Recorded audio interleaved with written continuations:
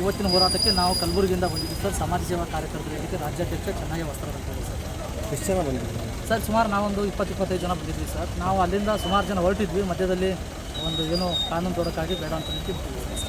ಕಾನೂನಿಗೆ ಮರ್ಯಾದೆ ಕೊಟ್ಟು ಸರ್ ಅಷ್ಟೇ. ಈಗ ನಿಮ್ಮ ಭಾಗದಲ್ಲಿ ಉತ್ತರ ಕರ್ನಾಟಕ ಭಾಗದಲ್ಲಿ ಹೇಗೆ ನಾವು ಇದ್ರ ಬಗ್ಗೆ ಸರ್ ಉತ್ತರ ಕರ್ನಾಟಕ ಭಾಗದಲ್ಲಿ ಇಲ್ಲಿವರೆಗೂ ಕೂಡ ಅದ್ರ ಬಗ್ಗೆ ಅಷ್ಟೊಂದು ಗೊತ್ತಿರಲಿಲ್ಲ.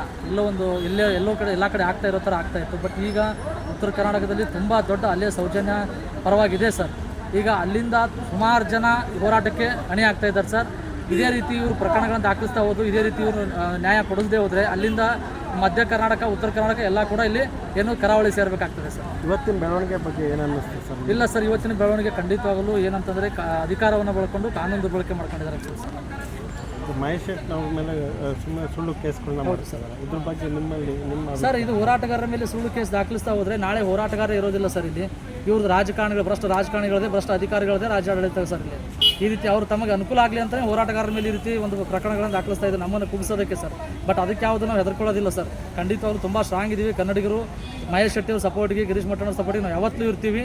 ಖಂಡಿತವಾಗ್ಲೂ ಮುಂದಿನ ದಿನಗಳಲ್ಲಿ ಒಂದು ಈ ಪ್ರಕರಣಕ್ಕೆ ಅಂತ್ಯ ಸಿಗುವವರೆಗೂ ಕೂಡ, ನ್ಯಾಯ ಸಿಗುವವರೆಗೂ ಕೂಡ ನಾವು ಜೊತೆಗೆ ಇದ್ದೇ ಇರ್ತೀವಿ ಸರ್. ನಿಮ್ಮ ಹೆಸರು? ಚೆನ್ನಯ್ಯ ವಸ್ತ್ರ ಅಂತ ಹೇಳಿ ಸರ್. Thank you sir.